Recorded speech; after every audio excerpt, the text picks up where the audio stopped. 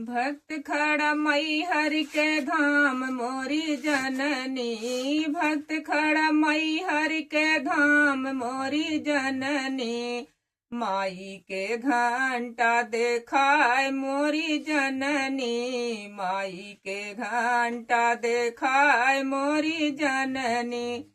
देखाए मोरी जननी देखाए मोरी जननी। माई के घंटा सुनाए मोरी जननी। माई के घंटा देखाए मोरी जननी। माई के घंटा सुनाए मोरी जननी। माई के घंटा देखाए मोरी जननी। माई के घंटा सुनाए मोरी जननी। माई के घंटा देखाए मोरी जननी। माई के घंटा सुनाए मोरी जननी। भक्त के हाथवा में गुड़हल के हरवा। भक्त के हाथवा में गुड़हल के हरवा। सथवा में धारिया लावांग मोरी जननी। सथवा में धारिया लावांग मोरी जननी।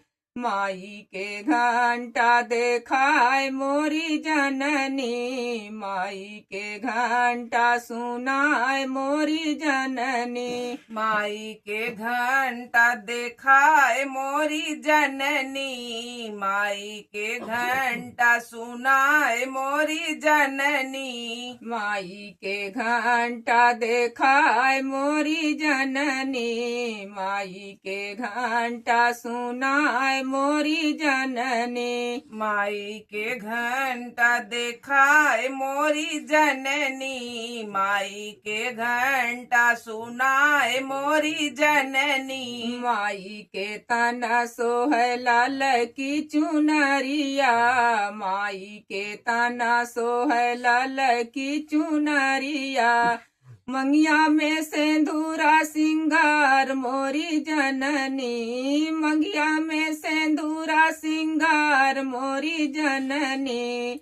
माई के घंटा देखाए मोरी जननी। माई के घंटा सुनाए मोरी जननी। माई के घंटा देखाए मोरी जननी। माई के घंटा सुनाए मोरी जननी। भक्त खड़ा मई हरि के धाम मोरी जननी। भक्त खड़ा मई हरि के धाम मोरी जननी। माई के घंटा देखाए मोरी जननी। माई के घंटा सुनाए मोरी जननी। माई के घंटा देखाए मोरी जननी। माई के घंटा सुनाए मोरी जननी। भक्त के हाथवा में नारियर चुनरिया हो। भक्त के हाथवा में नारियर चुनरिया हो। धरवा में फसल बाट भक्त के नामरिया हो। सिरवा पे आऊ सवार मोरी जननी। सिरवा पे आऊ सवार मोरी जननी।